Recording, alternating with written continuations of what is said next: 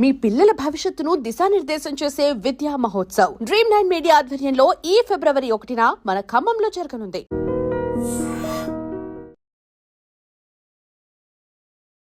నమస్కారం, welcome to I dream. ధర్మ మార్గం విత్ విజిత కార్యక్రమానికి స్వాగతం.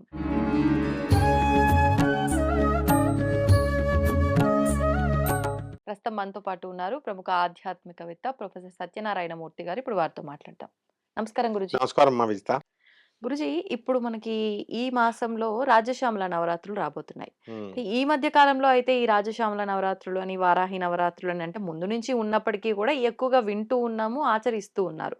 ఒకప్పుడు మనకి ఎక్కువగా శరన్నవరాత్రులు ఎక్కువగా తెలిసేవి. భాద్రపద మాసంలో వినాయక చవితి నవరాత్రులు కానివ్వండి, లేదంటే శరన్నవరాత్రుల్లో అమ్మవారికి సంబంధించి ఈ రెండు ఎక్కువగా ఆచరించేవాళ్ళు.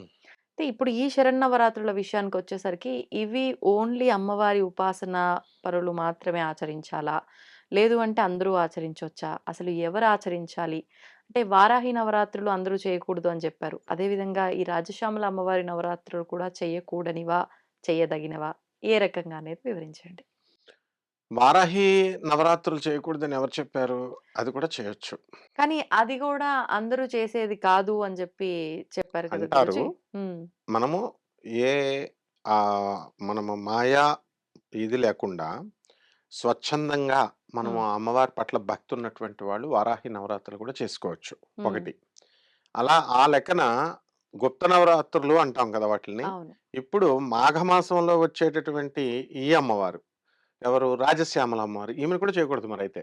ఉమ్, ఎందువలనంటే ఉపాసనా పరులు మాత్రమే చేయాలి అని అంటే అర్థం ఏమిటంటే ఉమ్, ఆమెనే ఒక్క తల్లినే ఉమ్, పట్టుకొని కాన్సన్ట్రేటెడ్ గా లైఫ్ లాంగ్ చేయడము అని అర్థం. దాన్ని ఉపాసన అంటాం. ఉమ్, అటువంటి వాళ్ళు ఎక్కువ చేస్తారన్నమాట ఇదివరకు కాలంలో. ఇప్పుడు కామన్ జనరలైజ్ అయిపోయింది కాబట్టి నువ్వు అన్నట్టుగా ఇప్పుడు భాద్రపద మాసంలోనేమో ఆ వినాయక చవితి, వినాయక నవరాత్రులు, ఆశ్వేజ మాసంలో దుర్గా నవరాత్రులు, ఉమ్, ఆషాఢ మాసంలోనేమో చక్కగా ఈ యొక్క గుప్త నవరాత్రులు వారాహి అమ్మవారు, మాఘ మాసంలోనేమో ఉమ్, ఈ యొక్క రాజశ్యామల నవరాత్రులు లేదా శ్యామల నవరాత్రులు అంటాం. ఆ, వీటిల్లో చేసేటటువంటి మాఘ మాసంలో చేసే శ్యామల నవరాత్రుల్ని ఉమ్. మనము రాజ్యాధికారి కోసము అని చెప్పేసి రాజశ్యామల అంటే అధికారాన్ని ఇస్తుంది అని చెప్పుకుంటూ వచ్చారు. ఆ కానీ విధంగా ఇప్పుడు రాజ్యాలు ఇవన్నీ హ్మ్. లేవు కదా గురుజీ మరి. అంటే పదవులని, ఉన్నత పదవులని ఆ మధ్య కాలంలో మనం చూసాం హోమాలు చేశారు. ఉమ్, ఇటు విచిత్రం ఏమిటంటే ఇద్దరు కంటెస్టెంట్లు కనుక వెళితే ఆ, ఇద్దరు చేసుకునేవారు. ఒకళ్ళు ఓడిపోయేవారు, ఒకళ్ళు గెలిచేవారు. అప్పుడు రాజశ్యామలు ఎవరికి గెలిపించినట్టు, ఎవరికి ఓడించినట్టు. అదే కదా. కాబట్టి లేని దానికి ఆపాదించారు వీళ్ళు. ఆహాహా. శాస్త్రం ఏం చెప్తుందంటే మాతంగి అమ్మవారు అన్నమాట ఈవిడ. ఉమ్, శ్యామలా దండకం కాళిదాసు ఉమ్, చేసినటువంటి ఆ యొక్క అమ్మవారే శ్యామల అమ్మవారు.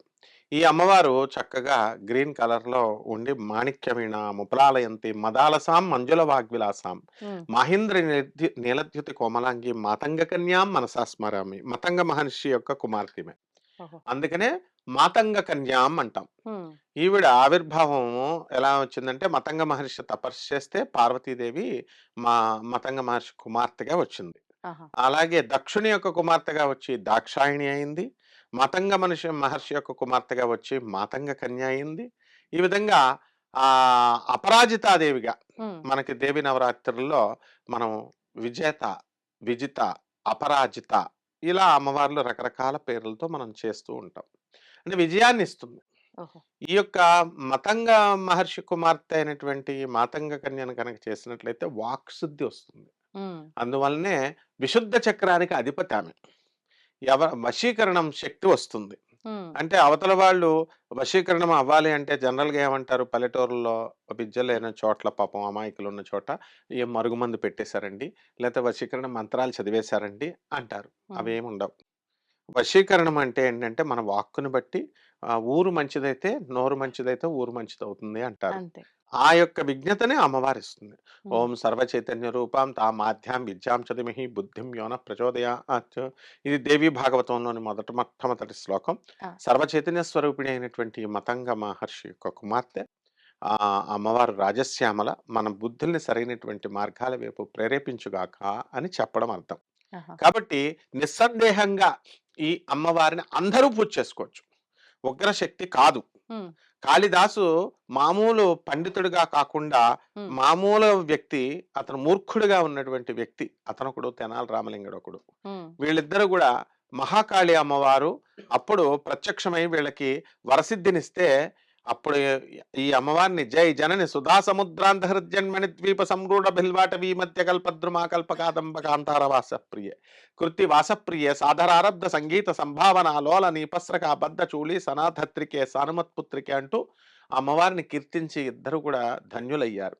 వాళ్ళంత మహాపాండిత్యం మనకు వస్తుంది. ఆ! కాబట్టి ఈ అమ్మవారిని అందరూ చేసుకోవచ్చు హ్మ్. నిస్సందేహంగా.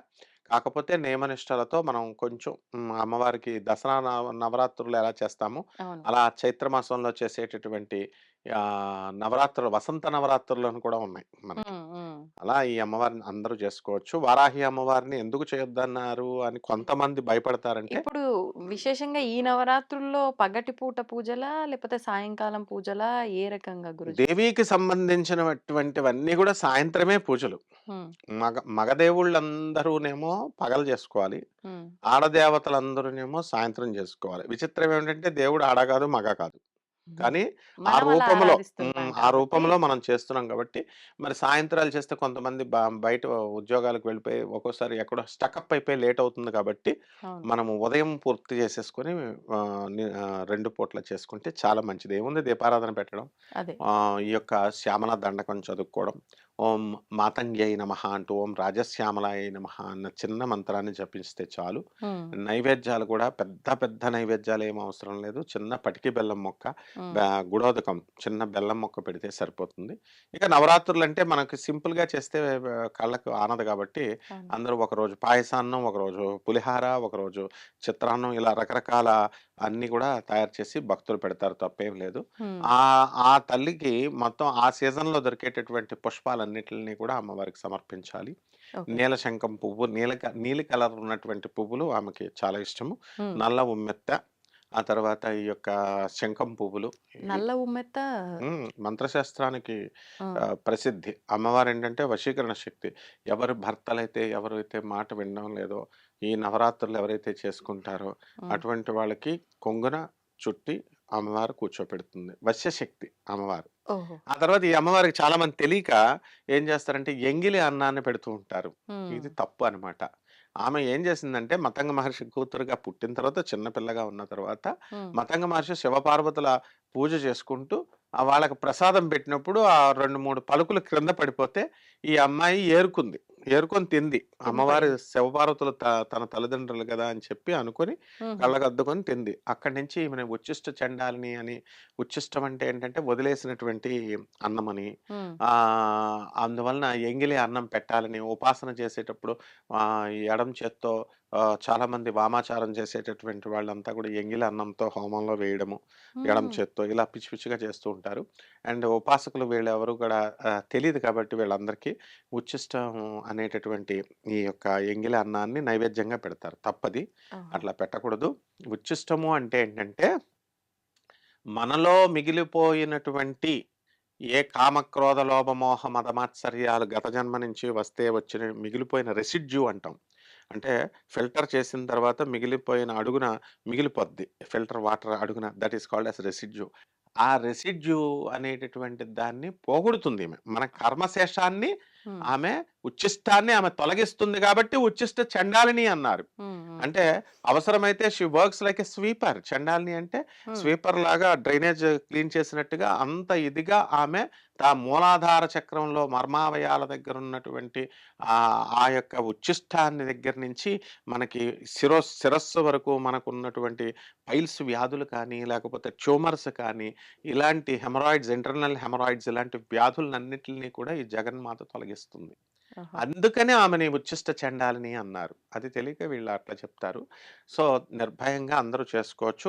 కాకపోతే మినిమమ్ డీసెన్సీ, మినిమమ్ రెస్పెక్ట్ మనం పాటించాలి. హ్మ్. అదే విధంగా నువ్వు వారాహి అమ్మవారి గురించి కూడా ఎత్తావు కాబట్టి, క్లారిటీ ఏమిటంటే ఆమె ఉగ్రశక్తి కాబట్టి భయపడతారు. అవును. ఏ ప్రబలమైనటువంటి కోరికలు కాకుండా నిత్యం అమ్మవారిని పూజ చేసేవాళ్ళు పార్వతీ రూపంలో అమ్మవారిని ఆమెను కూడా చేసుకోవచ్చు. హ్మ్. హ్మ్. కాబట్టి ఈ దేవతలు దశమహావిద్యా దేవతలు ఇవన్నీ కూడా హ్మ్. ఎక్సైటెడ్ స్టేజ్‌లో ఉన్నటువంటి దేవతలు కాబట్టి ఆ పార్వతీయే ఎక్సైటెడ్ స్టేజ్‌లో గ్రౌండ్ స్టేట్ నుంచి ఎక్సైటెడ్ స్టేజ్‌లో ఉంది కాబట్టి అందరూ పూజ చేసుకోవచ్చు. ఈ మాఘ మాసంలో వచ్చేటటువంటివి పరమ పవిత్రమైనటువంటి దినాలు. వీటిల కోసం దేవాలయాలకు ఎగబడి వెళ్ళాల్సిన అవసరం లేదు. హ్మ్. ఇంట్లోనే కలశం పెట్టుకుంటాం. హ్మ్. కలశం పెట్టుకొని పసుపు పువ్వులతో మనం పూజ చేసుకొని, ఆ సీజన్‌లో దొరికే పుష్పాలు ఇవన్నీ కూడా వేసుకొని చేసుకుంటే వశ్యశక్తి బా వస్తుందమ్మా. ఓకే. ఆటోమేటిక్‌గా ఎవ్వరైనా సరే మనకు ఆం ఇం ఈం క్షం అక్షరమాల కృత ఐం వద వాగ్వాదిన్యై స్వాహ మాం గృహాణ ఐం వద వాగ్వాదిన్యై స్వాహ వాక్ సిద్ధిని చేస్తుంది. హుహు. వశ్యశక్తిని ప్రసాదిస్తుంది మనకి. ఓకే. ఓకే. ఇప్పుడు నియమాలన్నారు. అంటే ఓన్లీ ఆహార నియమాలేనా? ఎటువంటి నియమాలు పాటించాలంటారు? నియమాలంటే మినిమమ్ డీసెన్సీ, హ్మ్. రెస్పెక్ట్ మనం అమ్మవారికిచ్చేది. శుభ్ర వస్త్రాలు ధరించడము, తలంటు స్నానం చేసుకోవడము. హ్మ్. ఒకటి 9 రోజులు కూడా. అంటే ప్రత్యేకించి ఈ రంగు దుస్తులే ధరించాలని నియమం ఏమైనా ఉందా? పసుపు వస్త్రాలు వశ్యశక్తిని పెంచుతాయి. హుహుహు. అందువలన ఒకే వస్త్రాన్ని ఉంచుకొని పసుపు వస్త్రం మడిలాగా పెట్టుకొని హుహు. 9 రోజులు దీక్షలాగా చేసేవాళ్ళు చేసుకోవచ్చు. లేదా పక్కన పెట్టుకొని మిగతా బట్టలు మామూలుగా వేసుకొని ఆ పూజ వరకు పసుపు వస్త్రాలతో చేస్తే బావుంటుంది. ఓకే. ఆ తర్వాత ఆహార నియమాలు ఏకభుక్తం ఒంటి పూట. హ్మ్. ఆ తర్వాత పూజ అయిన తర్వాత తినడం. నక్తం ఉపవాసం సాయంత్రమైనా తినొచ్చు. ఆ విధంగా పాలను కూడా నైవేద్యం పెట్టొచ్చు. హుహు. గుడోదకం నైవేద్యం పెట్టొచ్చు. ఏవైనా నైవేద్యం పెట్టొచ్చు. ఇవి అమ్మవారికి చేసుకొని మనం దాన ధర్మాలు పేదవారికి వీళ్ళంతా కూడా సాధువులకి, తర్వాత వికలాంగులకి వీళ్ళకి ఇచ్చుకున్నట్లయితే పాషాండుణ్ణి కూడా, మూర్ఖుడిని కూడా హ్మ్. ఆమె పండితుడిని చేస్తుంది. కాళిదాసు ఒక ఉదాహరణ. తెనాలి రామలింగుడు ఒక ఉదాహరణ. ఆ జగన్మాతను మనం పూజ చేసాం కూడా అందరికి ఇష్టం. మాతంగమణి అంటే ఈవెన్ శారదామాత మన జగద్గురువులైనటువంటి భారతీ తీర్థ స్వాముల వారు కూడా మన శృంగేరిలో కూడా శారదాదేవినే చేస్తాం. ఆ హ్మ్. శారదమ్మే ఈవిడ. అందువలన శంకరాచార్యుల వారే ఆరాధించారు కాబట్టి ఈమెకి ఇక తిరుగులేదు. మనందరం కూడా పండితులం అవుతాము అనడంలో ఏమీ సంశయం లేదమ్మా. ధన్యవాదాలు గురు. ధన్యవాదాలు.